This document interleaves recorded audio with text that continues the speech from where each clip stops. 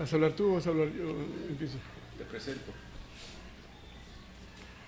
A ver, más que aquí estamos. Bien, muy buenos días. Aquí estamos en la charla que va a dar nuestro amigo Miguel Ángel de los Santos. Aquí no sé si me esté viendo allá. No sé, aquí. Un segundito, ¿me lo detienes, por favor? Ay, ¿qué traes aquí? Bien, estaba yo diciéndoles que estamos aquí en el inicio de la charla que va a dar nuestro amigo Miguel Ángel de los Santos. Miguel Ángel de los Santos nació en el DF, ahora la señora Ciudad de México, y tiene formaciones académicas relevantes, va por un máster en arte, en el área del cine, y bueno, es también un entusiasta del estudio de México, de la historia de México. Y hoy nos va a hablar sobre la intervención norteamericana de 1848. 46 al 48, en donde México perdió la mitad de su territorio. 2 millones de kilómetros. No, 956.000 millones de kilómetros. Bueno, eso que digo lo va a volver a decir seguramente más al rato. Y aquí estamos con el doctor Mata en el grupo Los Amigos Auténticos, que él coordina, y con algunas invitadas también. Van a incorporarse más tarde otras gentes.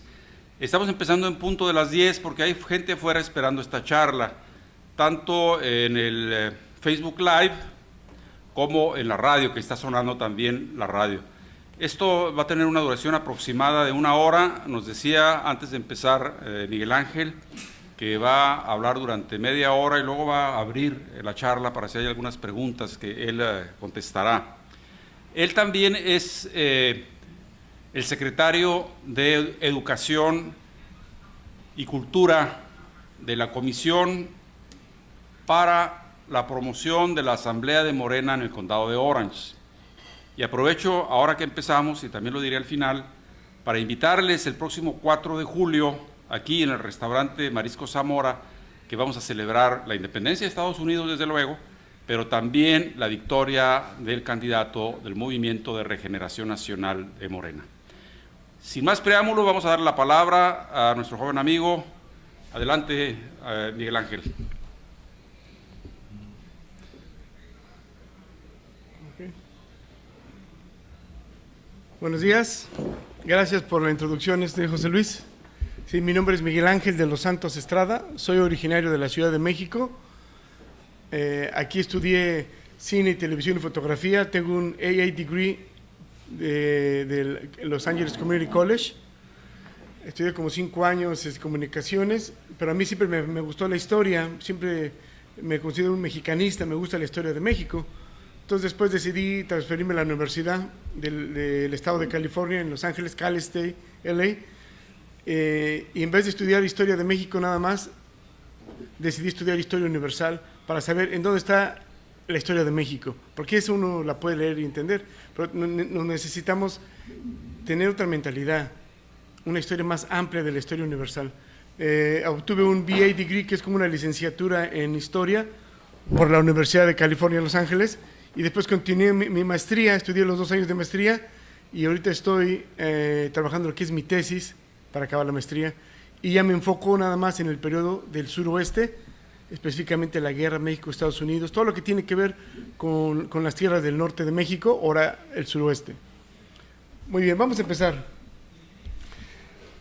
¿Cuáles fueron las razones? Esa es la pregunta que todos se hacen. ¿Cuáles fueron las razones por la cual empezó la guerra México-Estados Unidos? Fueron muchas razones, el conflicto, la frontera, pero la razón atrás de todo es de que Estados Unidos quería más terreno y se expandía. Esa es la razón de fondo. Ellos necesitaban un puerto en el Pacífico, ellos iban creciendo y ya veían que sin un puerto en el Pacífico no podían competir contra Rusia, Francia y Inglaterra. Por eso necesitaban el puerto de San Francisco. Ofrecieron comprárselo a México, pero México no accedía en venderles ese terreno. Solo decidieron hacer la guerra para eso. Eso es lo básico. ¿Por qué se perdió la guerra? Básicamente se perdió porque México era un país débil, desunido, socialmente fracturado y racialmente diferente. Ahorita vamos a ver por qué. Eso son las 2 razones básicas. También otra pregunta que yo me empecé a hacer, ¿por qué no conocemos mucho acerca de esta guerra? Vamos a bajar esto aquí.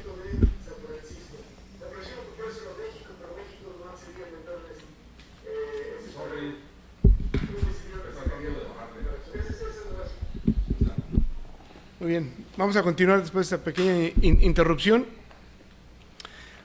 Como les decía, me he hecho preguntas, ¿por qué no conocemos este tema? Yo busqué en libros normales y no encontraba, hasta que decidí tomarlo como carrera.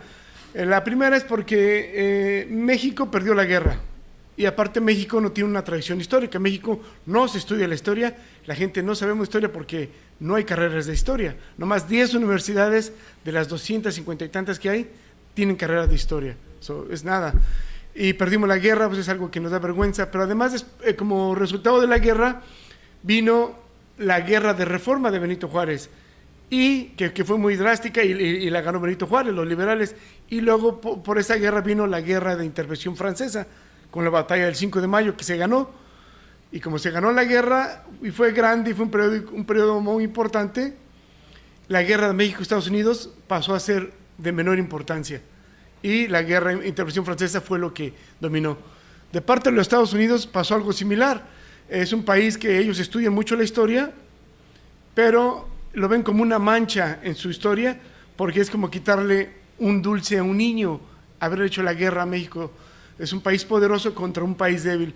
Por eso no la mencionan mucho.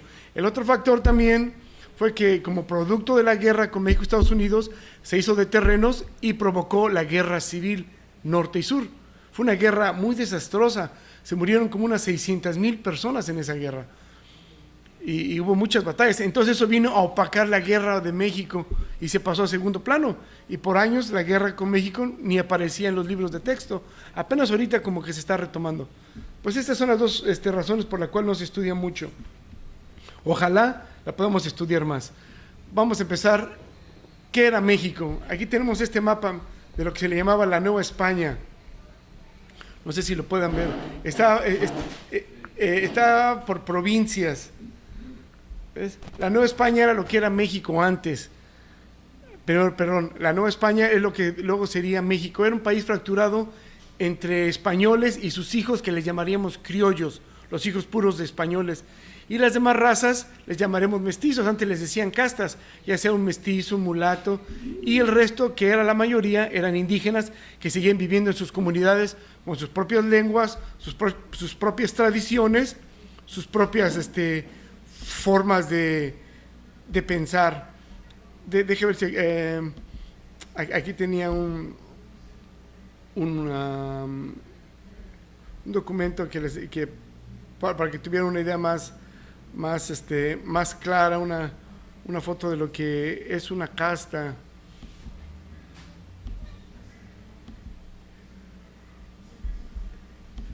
No sé si han escuchado esa palabra, se llama castas.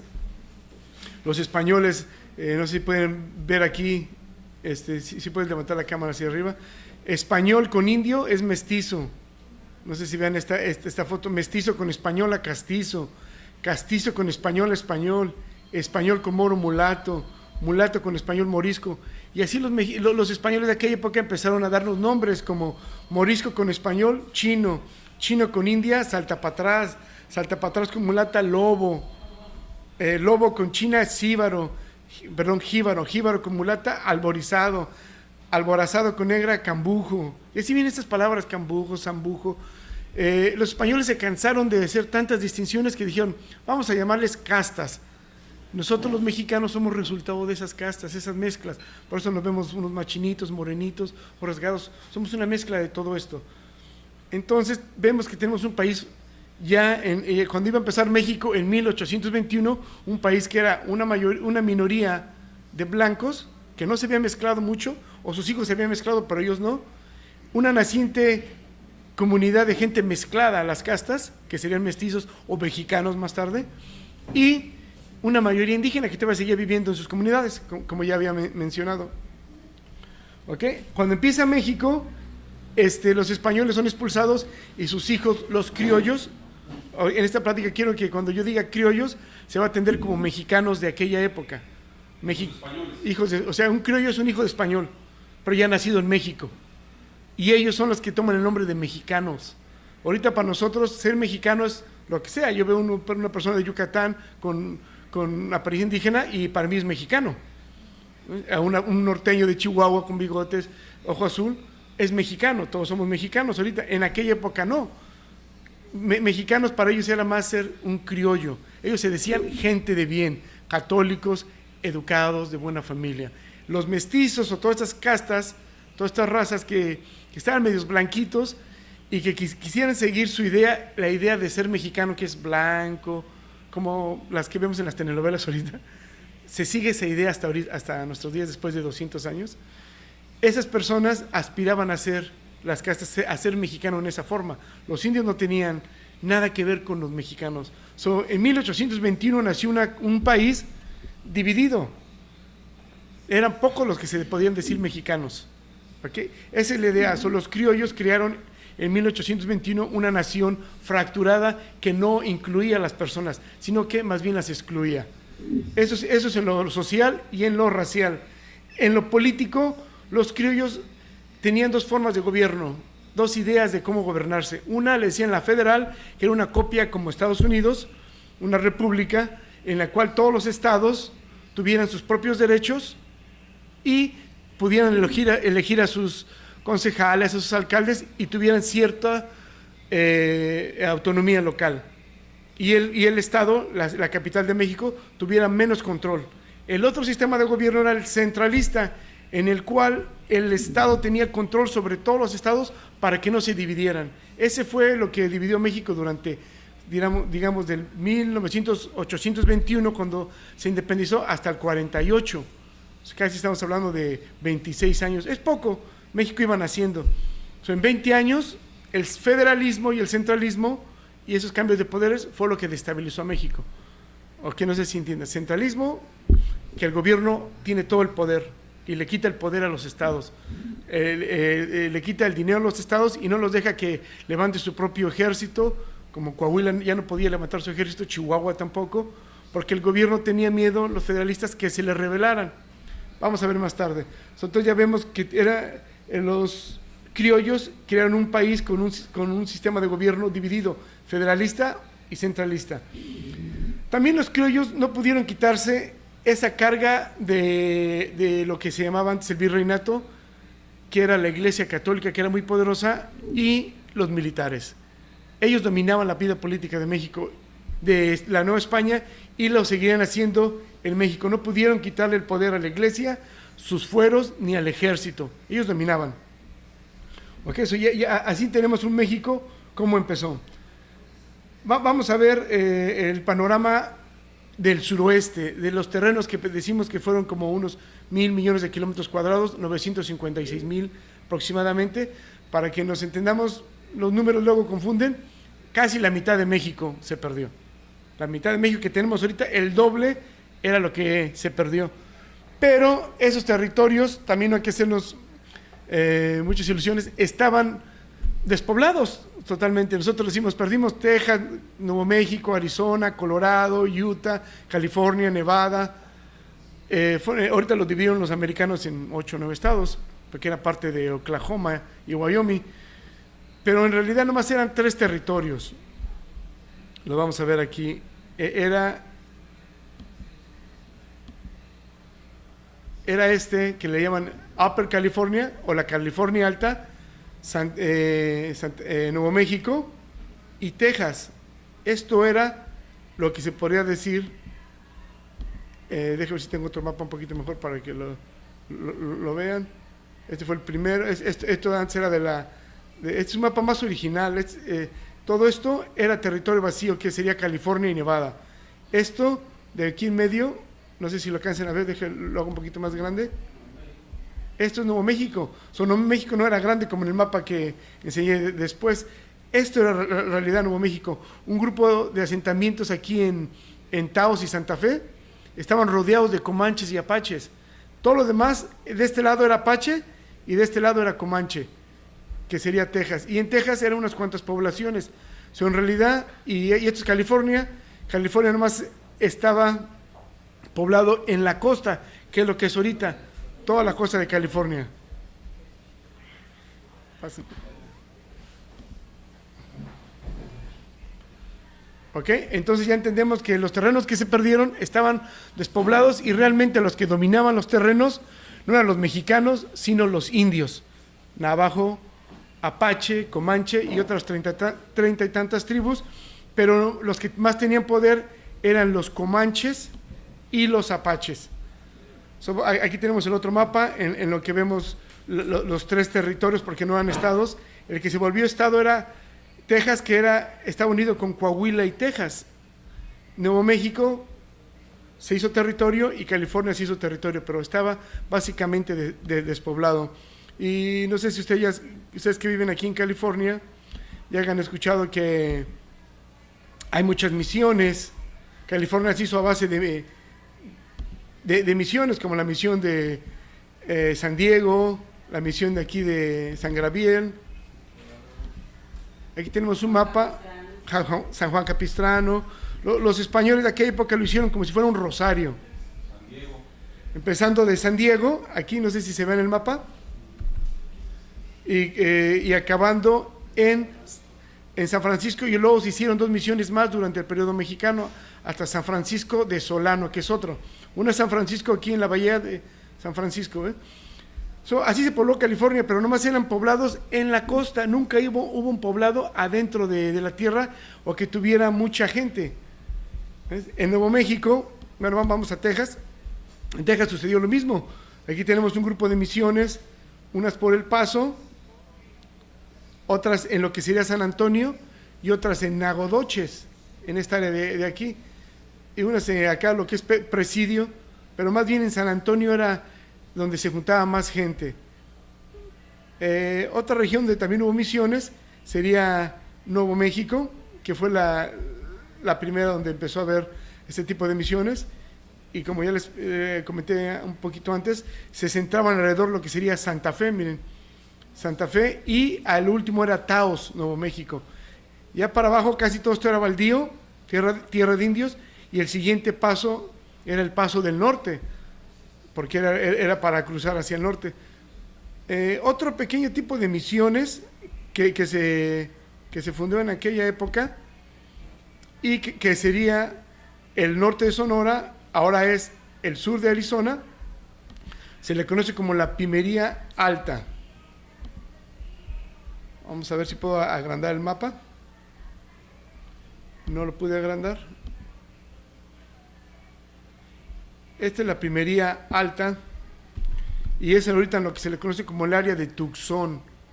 No me da una ampliación más grande, por más que lo ensayé, no me salió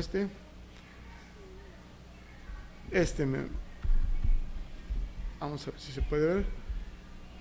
Ahí está un poquito. Esto es lo que quiero enseñarles. Esto se vendió después de la guerra, lo explicaré después. Esta área sería la Mesilla. Hasta aquí llegaba lo que serían los asentamientos mexicanos en Arizona. En Arizona no hubo mucho asentamiento, nomás lo que sería Tucson, Santa Cruz de Terrenate y Tubac. Era una misión y un presidio, y alrededor muchos pueblos, muchas villas. Entonces ya tenemos que básicamente lo que era México en aquella época, en 1821, era California, unas misiones en California, otras en la Pimería Alta, otras en Nuevo México y otras en Texas. Eso era todo lo que era México. No era mucho. Los indios realmente eran los que mandaban en esa época.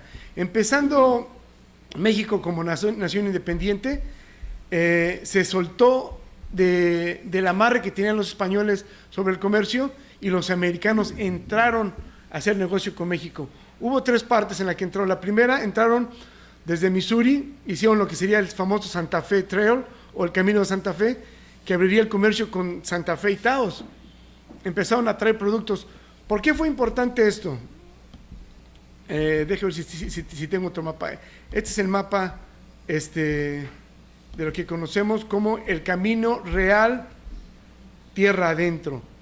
Este mapa de México, Aguascalientes, Zacatecas, Durango, Chihuahua, El Paso, llegaba a Santa Fe.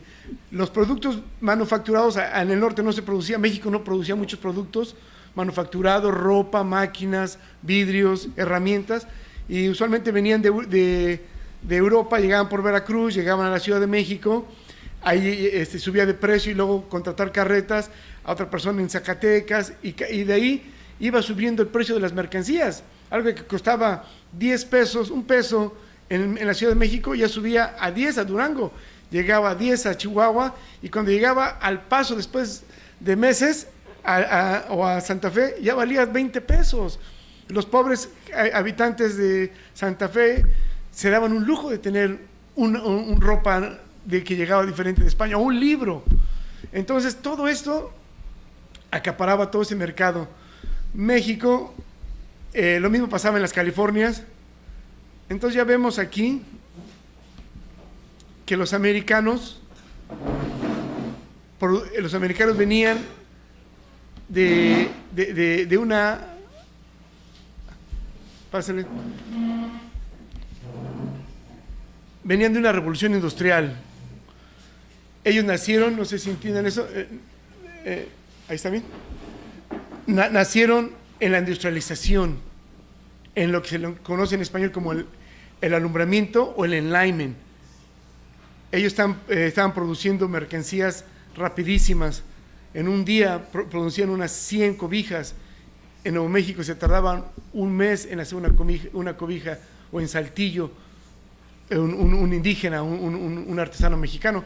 Entonces ya vemos cómo los Estados Unidos con sus mercancías baratas llegan a Taos, Nuevo México, y esa cobija que costaba 20 pesos, que venía del sur, costaba un peso, o hasta más barato, 50 centavos, porque los americanos veían que los mexicanos tenían plata, y valía mucho la plata. Los americanos no tenían plata en aquella época, y los mexicanos tenían plata, pero no tenían, los nuevos mexicanos no tenían que comprarla.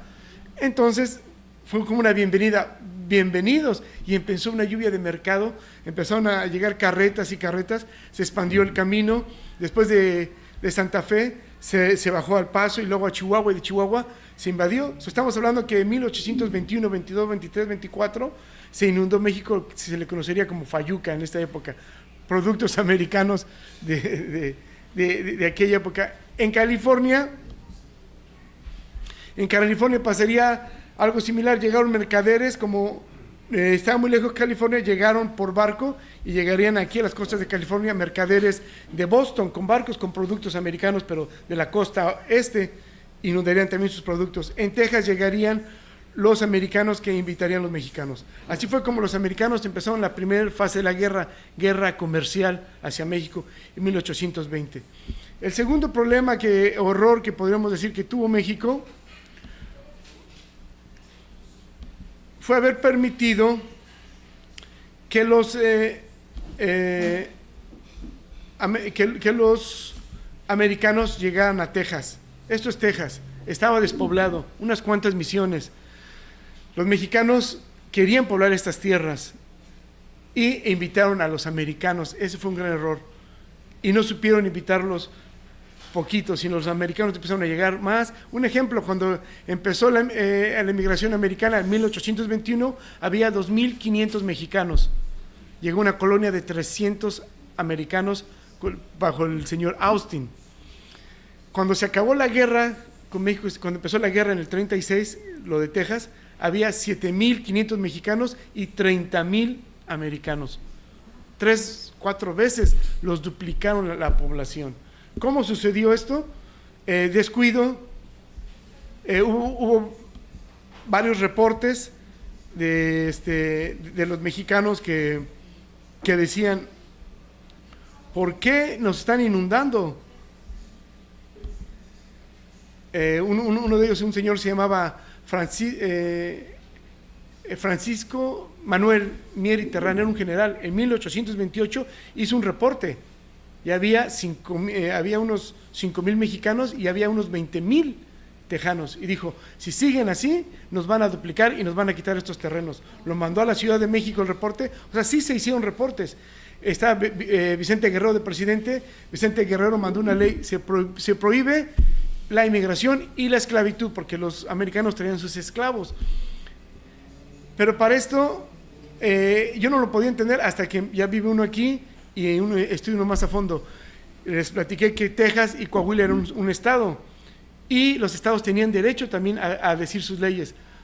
La Ciudad de México decía que no vengan más inmigración, que se cierren las fronteras, pero si ahorita no las controlan, hace 200 años menos, estaba muy lejos.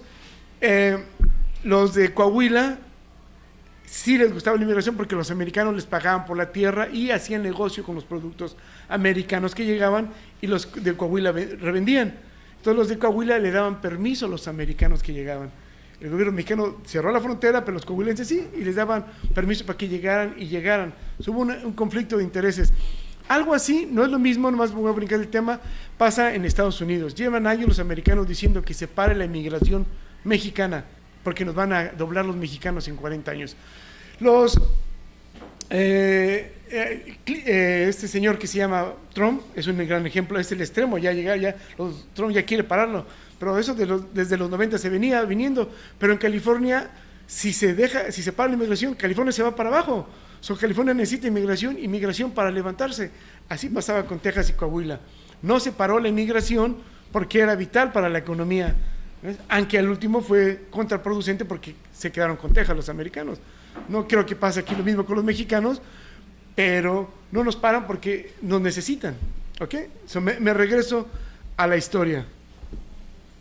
Ya tenemos que Texas está totalmente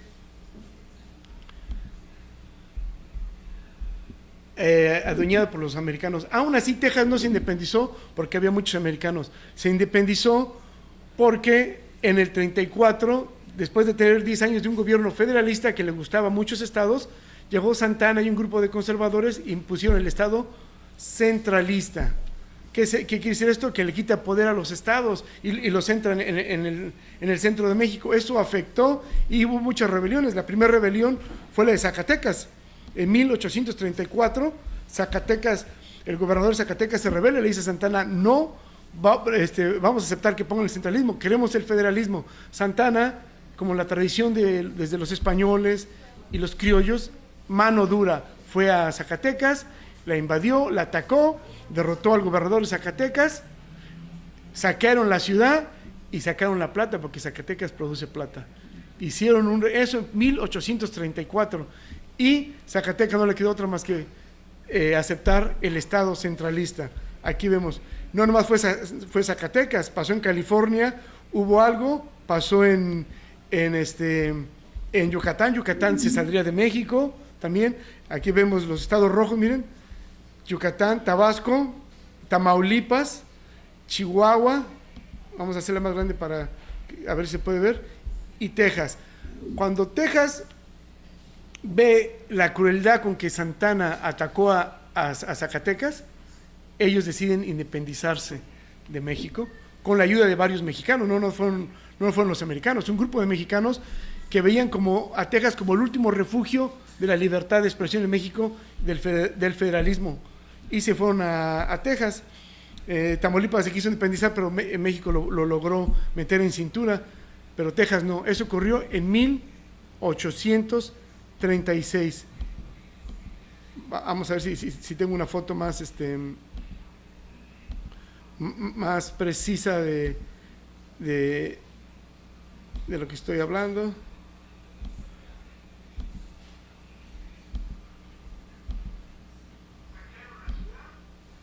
Aquí está.